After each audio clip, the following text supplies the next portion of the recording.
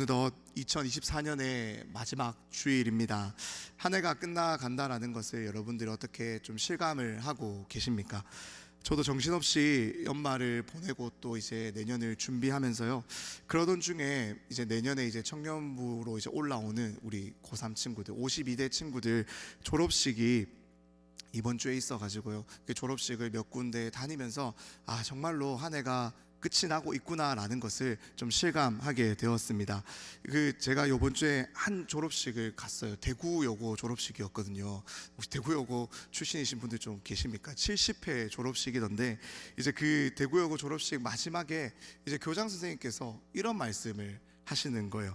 이제 여러분들의 뒤에는 이 35,600여 명의 유란 동문이 함께합니다. 여러분들 힘내십시오, 응원합니다, 이렇게 막 박수를 치시면서 마무리를 치시는데 제가 그거를 듣는데 제가 대구여고 졸업생들 진짜 든든하겠다 이런 생각이 갑자기 문득 드는 거예요. 저는 이제 돌아간다고 해도 대구여고를 갈 수는 없지만 이제 대구여고 졸업생이라면 정말 좋겠다라는 마음이 순간 들었습니다.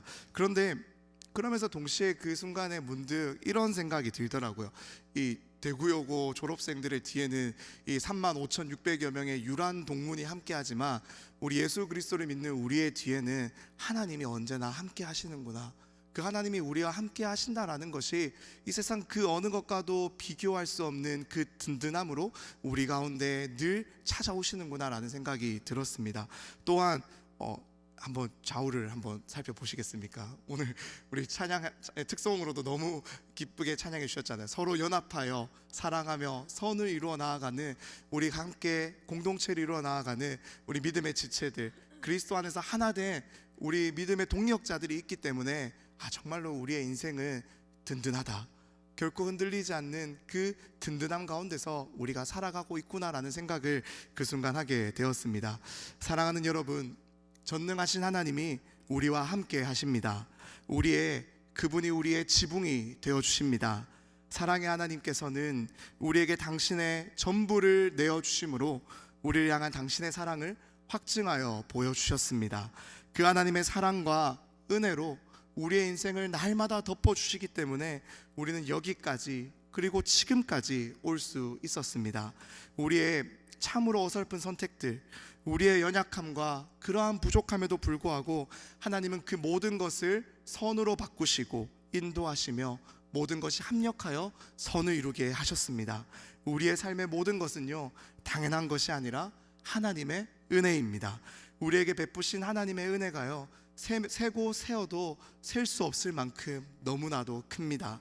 그렇기에 이 올해를 마무리하면서요, 참 어쩌면 벌써 올해가 마무리되고 있구나, 내 인생 이 올해 어떻게 지나갔지 라고 생각하면서 너무 정신없이 지나며 참 이 올해를 돌아보지 못하고 있다라도, 아니면 이 올 한 해가 나에게 있어서 너무나도 힘든 한 해였다 할지라도, 아니면 어쩌면 이 올 한 해가 나에게 특별히 기억되는 그런 감사한 한 해라고 또 생각된다 할지라도, 그 모든 것 가운데 일하여 주신, 우리의 인생을 붙들어 주신 그 하나님의 은혜를 우리가 이 시간 기억하고 감사하고 고백할 수 있기를 원합니다.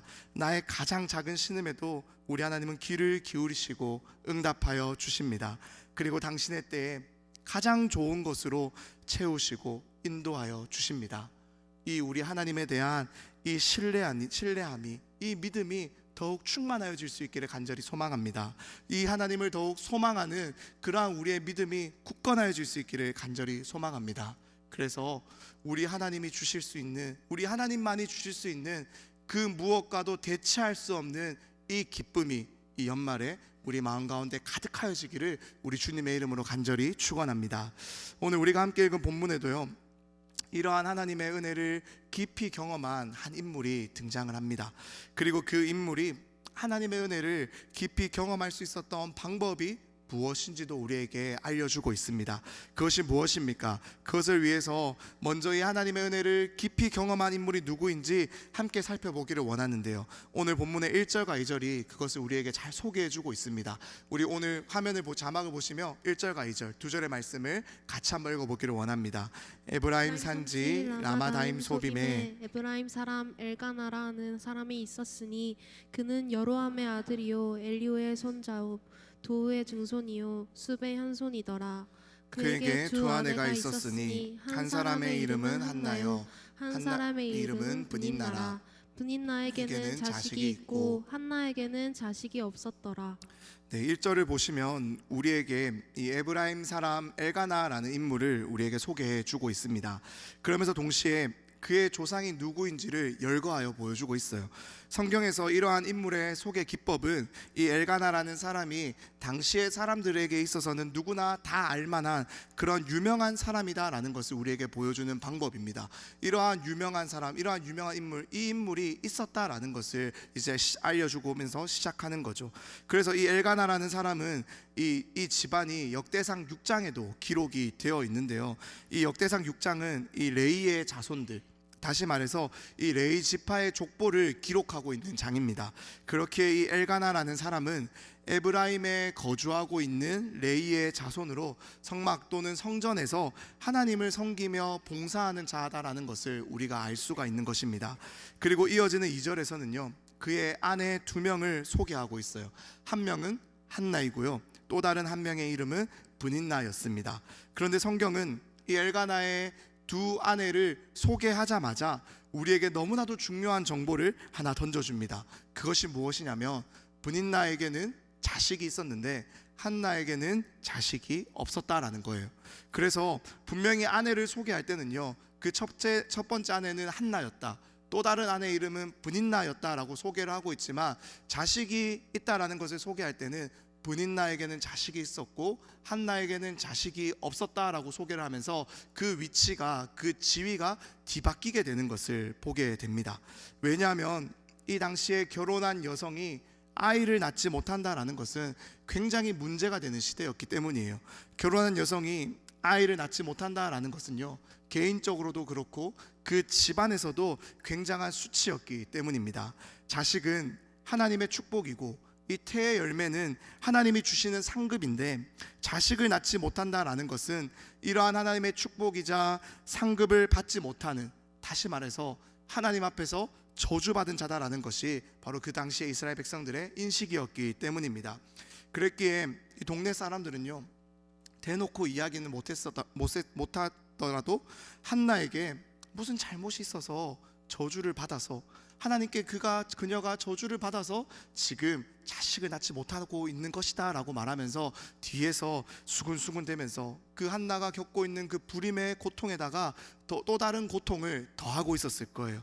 그래서 이 엘가나가 브닌나와 결혼할 수밖에 없었다라고, 그래서 그녀와 다시 결혼을 해서 가문을 이을 그 자식을 낳을 수밖에 없었다라고 말하면서 손가락질 했을 것입니다. 그렇기 때문에 이 한나의 남편 엘가나는요, 이 불임의 고통에다가 이 사람들의 따가운 시선을 견뎌야만 했던 자신의 아내인 한나를 극진히 사랑해 줍니다.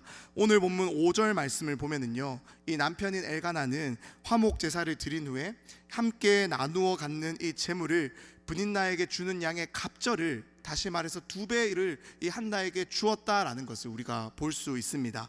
그뿐이 아니라 또 늘 이렇게 이야기를 하면서 자기 아내를 위로하는 거예요. 8절 말씀입니다. 그의 남편 엘가나가 그에게 이르되 한나여 어찌하여 울며 어찌하여 먹지 아니하며 어찌하여 그대의 마음이 슬프냐, 내가 그대에게 10 아들보다 낫지 아니하냐 하니라. 즉 이렇게 말하고 있는 거예요. 나는 아들 낳을 필요가 없어. 너가 아들 못 낳아도 괜찮아. 내가 너를 그래도 사랑하고, 아니 그래 너를 너무나도 사랑하고 내가 있으면 너에게 충분하지 않겠냐고, 나는 너로만 충분한데 그것으로 괜찮지 않겠냐라고 지금 말을 하며 위로하고 있다라는 것입니다. 하지만 그 어떠한 말로도요, 그 어떠한 것으로도요, 이 한나의 마음이 위로되지 않는 거예요.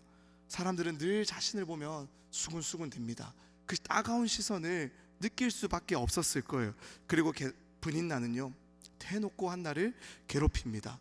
아들을 낳지 못하고 자식을 낳지 못하는 여자라고 대놓고 공격을 하는 거예요. 대놓고 한나를 업신여깁니다. 대놓고 이 약점을, 너무나도 숨기고 싶은 이 약점을 공격하는 거예요. 대놓고 저주를 퍼붓습니다.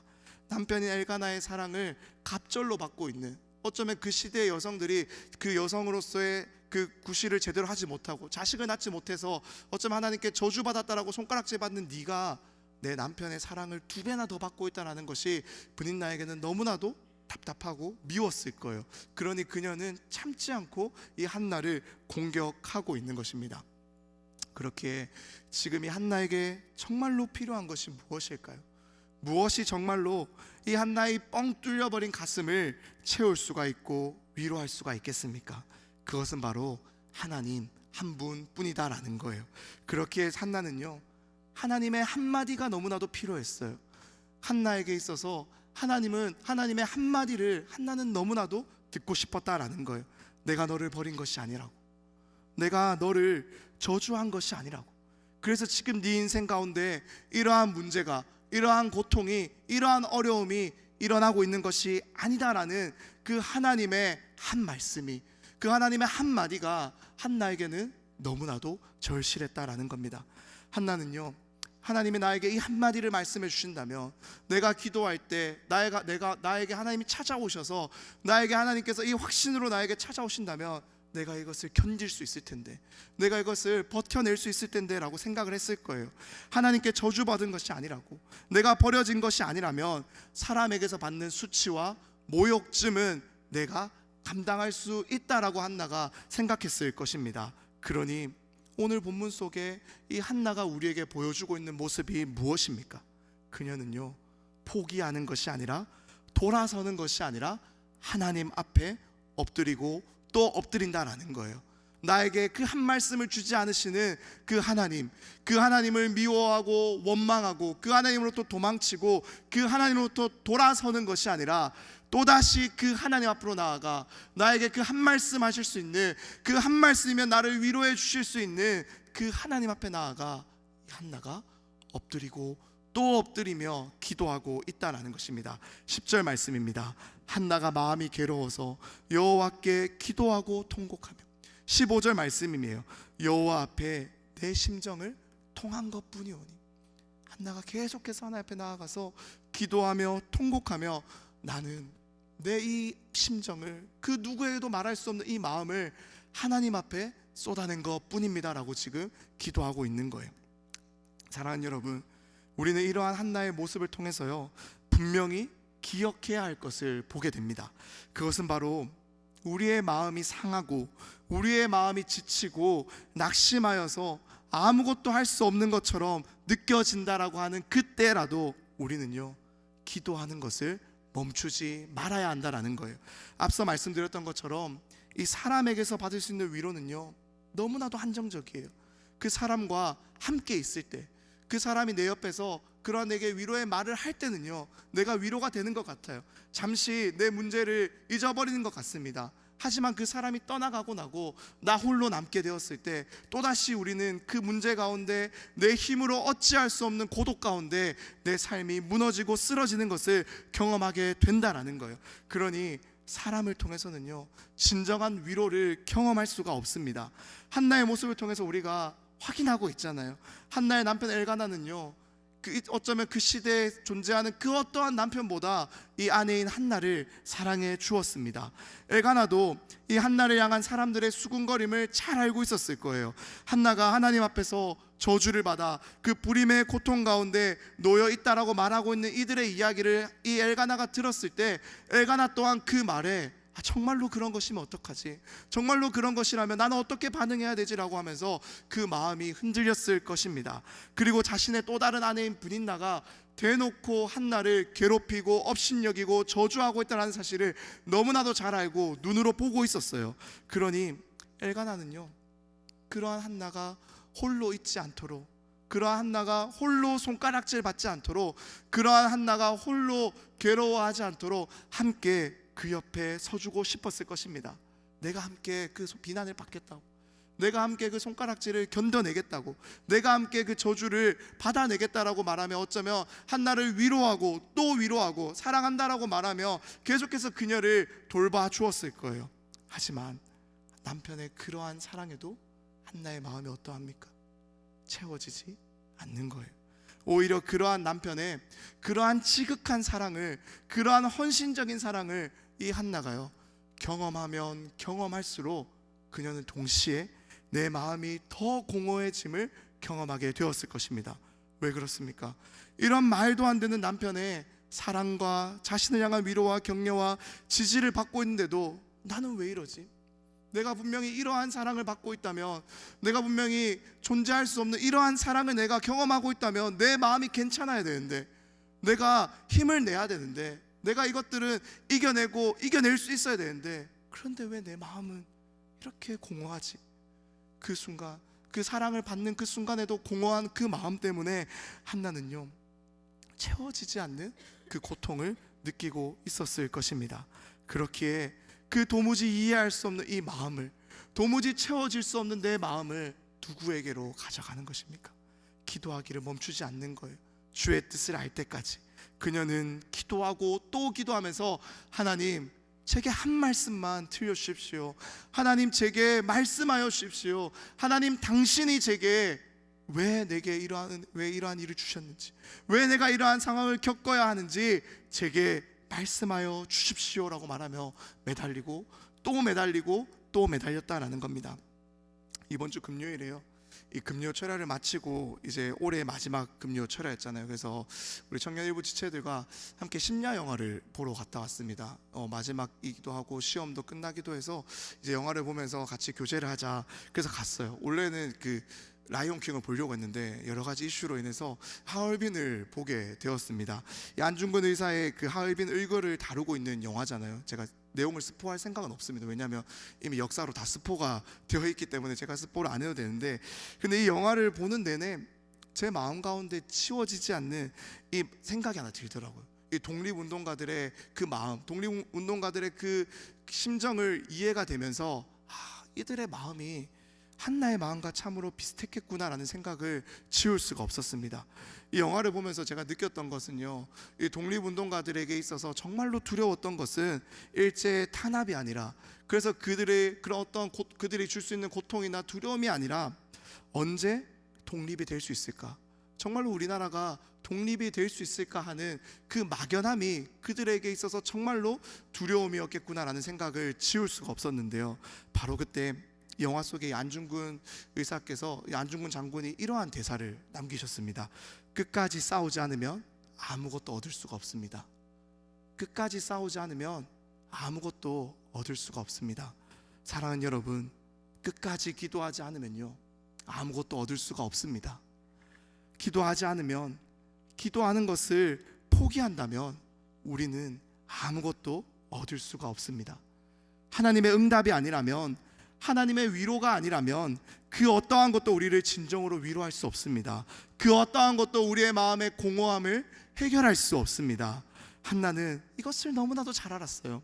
그렇기에 내 마음을 정말로 위로할 수 있는 하나님, 오직 하나님 한 분뿐이라는 것을 그녀가 너무나도 잘 알았기에 한나는 매달리고 또 매달리며 하나님께 나아가 기도했다라는 것입니다. 사랑하는 여러분, 여러분은 지금 무엇에 매달리고 계십니까? 무엇에 여러분들의 소망을 두며 살아가고 있습니까? 무엇이 여러분들의 그 공허한 마음을 진정으로 위로할 수 있다라고 여기며 살아가고 계십니까? 하나님이 아니면, 하나님의 그 위로가 아니면, 하나님의 대답이 아니면 우리의 마음은 위로될 수 없습니다. 우리의 마음의 진정한 위로는, 내게 진정으로 필요한 것을 채워주실 수 있는 분은 오직 우리 하나님 한 분뿐인 줄로 믿습니다. 그렇게 이 시간 우리가 지금 의지하고 소망하고 있는 것이 무엇인지를 돌아볼 수 있기를 원해요. 무엇을 여러분의 소망으로, 무엇을 여러분의 위로로 삼으며 나아가고 있습니까? 또 한 가지 더 질문을 드리고 싶습니다. 그것이 정말로 여러분들의 마음을 위로할 수 있다라고 생각하십니까? 오늘 이 시간 정말로 우리의 마음 가운데 무엇이 나의 마음을 진정으로 채울 수 있는 것인지를 알고 깨닫고 돌아가는 은혜의 시간 될 수 있기를 간절히 소망합니다. 이렇게 하나님만이 나의 참된 위로이심을 믿으며 하나님만 붙들며 기도하는 이 한나의 모습 가운데서요, 우리는 한 가지 더 기억해야 될 것을 보게 됩니다. 하나님께 매달려 이 통곡하며 기도하고 있는 한나에게요, 이 제사장 엘리가 다가왔습니다. 그런데 이 제사장 엘리는요, 한나가 처음에 이 술에 취해서 술주정을 하고 있다라고 생각을 했던 거예요. 왜냐하면은 소리는 나지 않는데 입으로는 계속 뭔가를 쭝얼쭝얼거리면서 오랜 시간 그 자리에 엎드려 있으니까 그녀가 포도주나 독주에 취해서 술에 취해서 저렇게 있나 보다라고 말하면서 이 제사장인 엘리가 찾아와서 한나를 꾸짖는 거예요.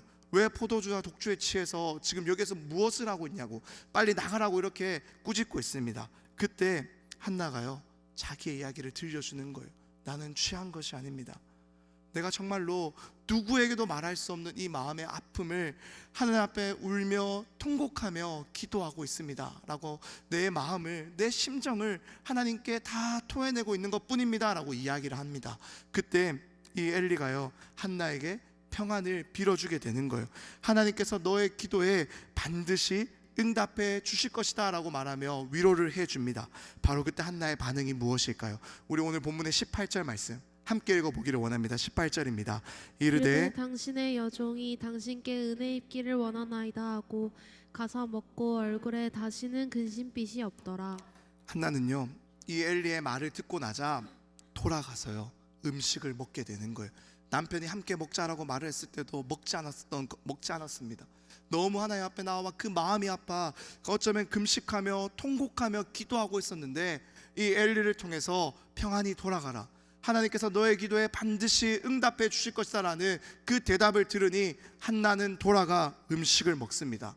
그리고 다시는 근심하지 않는 거예요.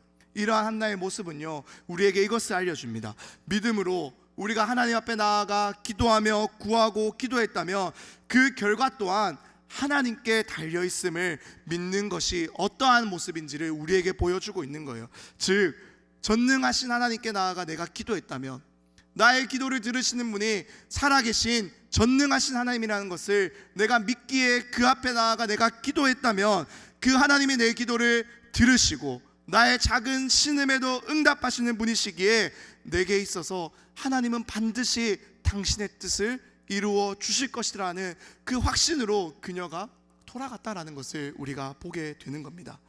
기도하긴 하는데요, 우리가 분명히 나의 문제가 있어서 하나님 앞에 나와 기도하긴 하는데요, 내 기도가 응답되지 않을 것이라고, 이러한 내 기도가 응답될 수가 있겠어라고 생각하며 기도하는 것은 불신앙입니다. 그것은 올바른 기도의 모습이 아니에요. 또한 내가 기도한 대로, 내가 구한 대로, 내가 원하는 대로 내 뜻대로 이루어지기를 마냥 원하는 것도요, 그것 또한 불신앙입니다. 그것은 올바른 기도의 모습이 아닌 거예요. 믿음으로 구했다면 그것으로 충분합니다. 우리가 믿음으로 하나님 앞에 나아가 내 모든 것을 털어놓고 기도하며 나아갔다면 그것이면 되는 거예요. 우리가 하나님 앞에 믿음으로 구했다면 그 이상은 사실 우리에게 필요하지 않습니다. 왜 그렇습니까? 우리에게 중요한 것은요, 우리에게 진정으로 중요한 것은 우리의 그러한 기도의 응답이 아니라 우리의 기도를 들으시는 하나님 그 자체이기 때문입니다. 그렇게 한나는 다시 근심하지 않는 거예요. 내가 하나님께 나아가 모든 것을 털어놓고 기도했고 그 제사장이 나에게 와서 하나님께서 너의 기도에 반드시 응답해 주실 것이라고 평안히 돌아가라라고 말을 들었을 때 그녀는요 다시 근심하지 않는 거예요. 돌아간 그녀의 삶에서는요 여전히 수군거림이 있었을 것입니다. 여전히 사람들의 조롱이 있었을 거예요. 분인나는 그녀를 여전히 괴롭히고 또 괴롭혔을 것입니다. 하지만 기도했다라고 모든 것이 바로 상황과 환경이 바뀌는 것이 아니다고 할지라도, 여전하다라고 할지라도 한나는요 근심하지 않는 거예요. 무엇이 변했습니까? 그 문제를 바라보는 한나의 시선이, 한나의 마음이, 이 한나의 태도가 변하는 것입니다. 하나님 앞에 나와 기도하기 이전에는 내가 그 문제 가운데 잡아먹힐 것만 같아요. 내가 기도하기 이전에는 그 문제가 너무나도 커 보입니다. 내가 기도하기 이전에는, 그 하나님의 은혜를 경험하기 이전에는 내가 이것들을 내 힘으로 해결할 수 없을 것만 같아서 너무나도 무너지고 포기하고 싶고 좌절하고 싶은, 좌절되는 그러한 마음을 우리가 경험한다라는 거예요. 하지만 기도하고 나니 그녀의 마음이 어떻게 되는 겁니까? 전능하신 하나님이, 나를 지금도 사랑하시는 살아계신 그 하나님이 나의 기도를 들으시고 그 하나님이 나와 함께 하시는데 내가 무엇이 두려울 수 있겠느냐라고 말하며 그녀의 마음이, 그녀의 태도가 변하게 되는 거예요. 그러니 돌아간 그녀의 집에서 여전한 상황과 여전한 환경이 그녀를 다시 찾아온다 할지라도 한나는 근심하지 않는다라는 겁니다. 하나님께 나아가 엎드려 기도하는 그 시간을 통해서 내 문제의 해결이 아니라, 어떤 내 기도의 응답이 아니라 비교할 수 없는 그 살아계신 하나님을 만나게 되고, 그 비교할 수 없는 그 살아계신 하나님의 위로를 경험하게 되고, 그 하나님과 인격적인 만남과 교제가 우리를 다시 살려내기 때문이에요.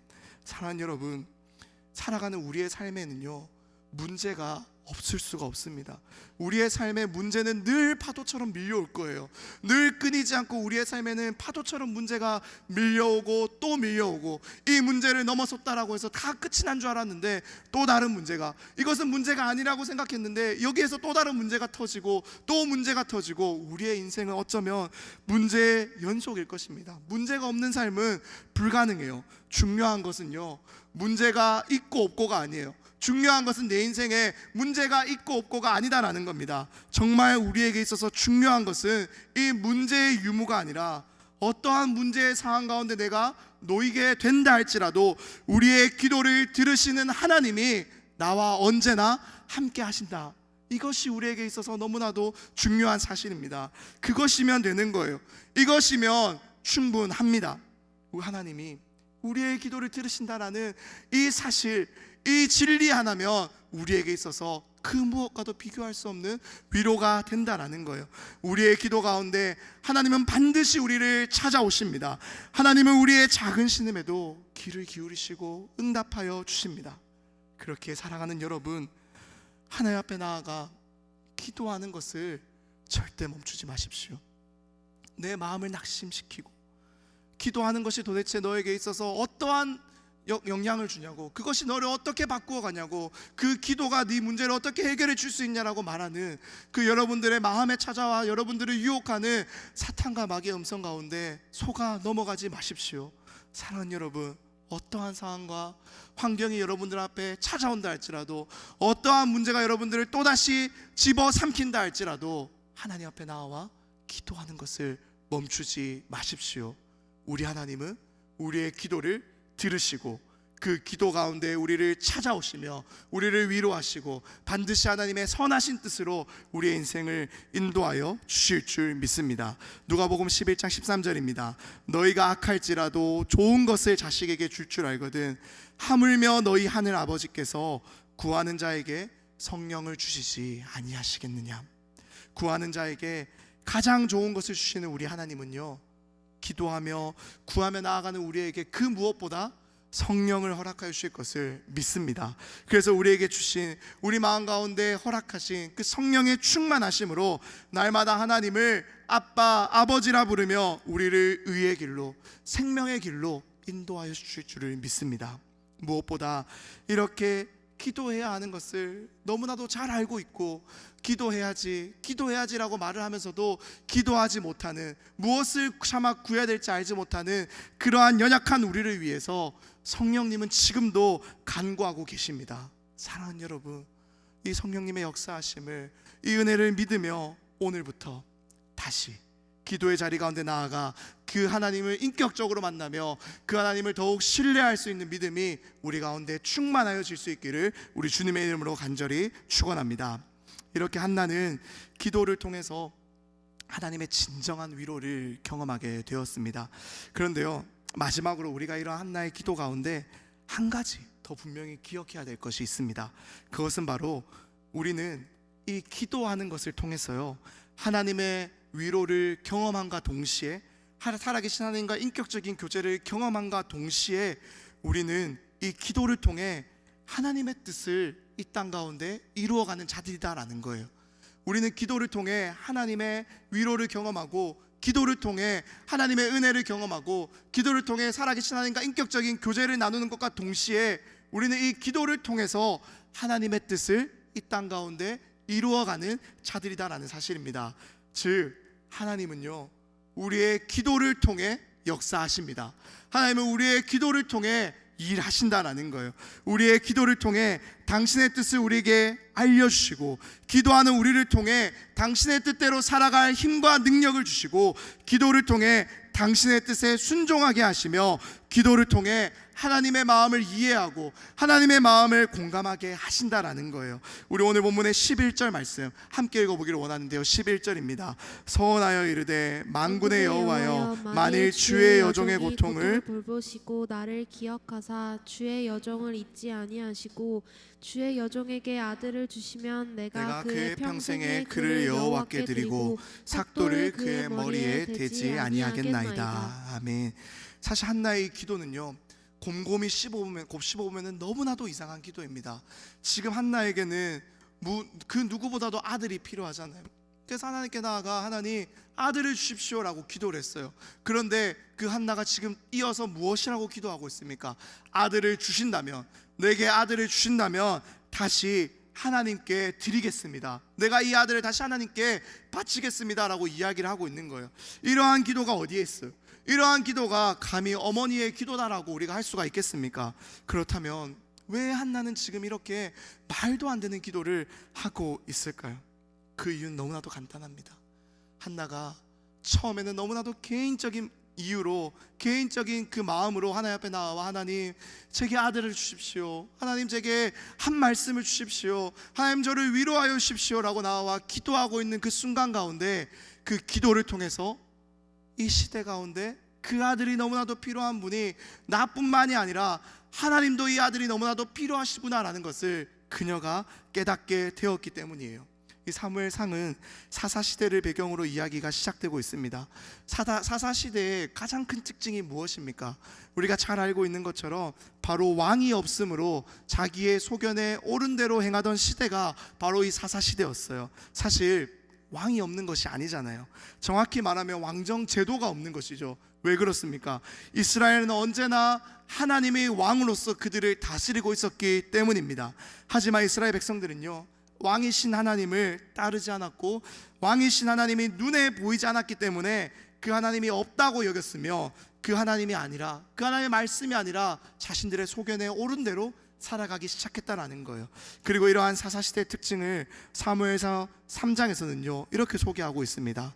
아이 사무엘이 엘리 앞에서 여호와를 섬길 때에는 여호와의 말씀이 희귀하여 이상이 흔히 보이지 않더라. 사무엘이 살던 이 시대에 하나님의 말씀이 희귀해서 말씀을 들을 수가 없었고 하나님의 일하심을 볼 수도 없었다라는 겁니다. 이러한 상황 속에서 하나님의 말씀에 가장 귀를 기울이고 하나님의 뜻을 구하고 그 뜻을 가르치며 백성들을 이끌어야 했던 지도자들마저도 너무나도 타락했던 모습을 이 사무엘상 2장에서는 기록하고 있는 거예요. 제사장 엘리의 아들들로서 그 아버지와 함께 동일하게 제사장으로서 성전을 섬기고 있던 이들은요, 하나님의 전에서 하나님께 드리는 제사를 하찮게 여겼고 하나님께 드려져야 될 가장 좋은 것을 내 몫으로 가져갔고 성전에서 음행을 저지르는 것에 서스름이 없었습니다. 즉 아무도 말씀을 찾지 않았고 말씀에 귀를 기울이지 않았고 뜻을 구하지 않았고 말씀을 전하지도 않았고 말씀대로 살아가지도 않던 시대가 바로 이 사무엘이 태어나고 있었던 이 시대였다라는 거예요. 이러한 어두운 시대에 하나님에게도 너무나도 그 한 사람이 필요했습니다. 하나님의 말씀을 바르게 전하고 하나님의 말씀대로 이 이스라엘 백성들을 회복시키고 그들을 이끌어갈 그 한 사람이 하나님에게도 너무나도 필요했다라는 거예요. 바로 그때, 바로 그 시대에 한나가 나와 기도하는 겁니다. 아들이 없어서 너무나도 고통받고 있는 한나가 나와서 이 슬퍼하는 여인의 간구가 하나님께 올려집니다. 이 여인에게도 아들이 너무나도 필요했어요. 내가 하나님께 저주받은 자가 아니다라는 것을 증명해 주실 수 있는 그 아들을 내게 주십시오. 너무나도 필요해서 원했습니다. 그런데 그 아들을 구하고 또 구하며 기도하는 이 한나의 마음과 이 당신의 말씀을 선포하고 그 말씀대로 살아갈 그 한 사람이 필요한 하나님의 마음이 그 순간 통하게 되는 겁니다. 아들이 없어 슬퍼하고 있던 한나는요, 동시에 하나님의 말씀대로 살아갈 그 한 사람이 없어서 슬퍼하고 있는 하나님의 마음을 기도 가운데 깨닫게 되었다라는 거예요. 그러니 그녀가 이제 이렇게 기도하고 있는 겁니다. 하나님, 내게 아들을 주세요. 내가 하나님께 저주받은 자가 아니다라는 것을 알게 해주세요. 그렇다면 제가 그 아들을 다시 하나님께 드리겠습니다. 하나님의 말씀대로 살아갈 그 한 사람이 필요한 하나님께 제 아들을 다시 드리겠습니다. 그래서요, 하나님은 한나에게 그 아들을 허락해 주시는 거예요. 그리고 한나는 그 아들의 이름을요, 내가 여호와께 구하였더니 그가 들으셨다라는 뜻으로 사무엘이라 이름을 짓습니다. 그리고 한나는 사무엘이 젖을 떼자마자 약속한 대로 그를 하나님께 돌려드립니다. 그 결과 어떠한 일이 일어났을까요? 우리 사무엘상 3장 19절과 20절 두 절의 말씀 함께 읽어보기를 원합니다. 사무엘이 자라매 여호와께서 그와 함께 계셔서 그의 말이 하나도 땅에 떨어지지 않게 하시니 단에서부터 브엘세바까지 온 이스라엘이 사무엘은 여호와의 선지자로 세우심을 입은 줄을 알았더라. 아멘. 하나님은 사무엘과 함께 계시며 그의 말이 땅에 떨어지지 않게 합니다. 하나님의 말씀대로 선포하고 가르치며 살아가는 이 사무엘을 통해서 이스라엘 가운데 놀라운 일을, 놀라운 회복을 이루어 가십니다. 사랑하는 여러분, 이렇게 기도는 우리의 마음을 위로하시는 하나님을 경험하고 또 살아계신 하나님과 소통하며 하나님이 주시는 은혜를 받아 누리는 은혜의 통로일 뿐만 아니라 하나님의 뜻이 이 땅 가운데 이루어지는 놀라운 통로가 될 줄로 믿습니다. 이번 주로 2024년이 이제 끝이 납니다. 올 한 해 우리가 예수님을 따라 세상 속으로라는 표 아래 올 한 해 주님을 따라 세상 속으로 나아가기 위해서 참 열심히 달려왔습니다. 참 많은 사역들을 감당해 왔습니다. 이웃들에게 참 우리 교회가 이곳에 있어서 조금이라도 행복했으면 좋겠다라는 그 마음으로 많은 것들을 우리가 한 해 감당하며 나아왔습니다. 그런데요, 저는 이러한 예수님을 따라 걸어가는 우리의 발걸음이 이 올해의 표로만 끝이 나기를 원하지 않습니다. 예수님을 따라가는 우리의 모든 발걸음은요, 우리가 살아가는, 우리가 선 그 일상의 그 자리에서 계속되어야 할 줄로 믿습니다. 사랑하는 여러분, 무엇으로 그것이 가능하겠습니까? 무엇이 우리를 계속해서 예수님을 따라 세상 속으로 나아갈 수 있게 할 수 있을까요? 무엇이 우리를 하나님의 뜻을 이루는 동력이 되게 할까요? 기도입니다. 오직 말씀과 기도 가운데 우리가 거할 때 우리의 모이는 예배와 우리의 삶의 예배가 살아나게 되며 살아난 우리의 예배와 삶은 살리는 예배, 살리는 삶이 될 줄로 믿습니다. 사랑하는 여러분, 그렇게 오늘 이 시간 다시 결단하며 나아가기를 원해요. 내년이 되어 새롭게 시작되는 그 1월 1일에 시작하자고 결단하자라고 생각하면 이미 늦습니다. 오늘 이 시간 이 은혜를 우리가 기억한다면, 우리에게 주신 이 기도의 능력을 우리가 정말로 경험한다면 오늘부터 다시 기도의 자리에 나아갈 수 있는 여기에 모인 우리 모두 될 수 있기를 간절히 소망합니다. 그래서 이 기도의 자리에서 나를 살리신 하나님을 경험하고 그러한 나를 살리신 하나님의 마음에 공감하며 그러한 우리를 통해 이 땅 가운데 하나님의 꿈을, 놀라운 꿈을 이루어 가시기를 소망하시는 하나님의 놀라운 뜻을 깨달아서 우리의 인생이 정말로 하나님의 나라를 이루어가는 일에 온전히 쓰임받게 되기를 우리 주님의 이름으로 간절히 축원합니다. 오늘부터 다시 기도하며 나아갈 수 있는 우리 될 수 있기를 소망하는 마음으로 우리 시간 한번 자리에서 일어나셔서 우리의 결단하며 찬양하며 기도하며 나아갔으면 좋겠습니다.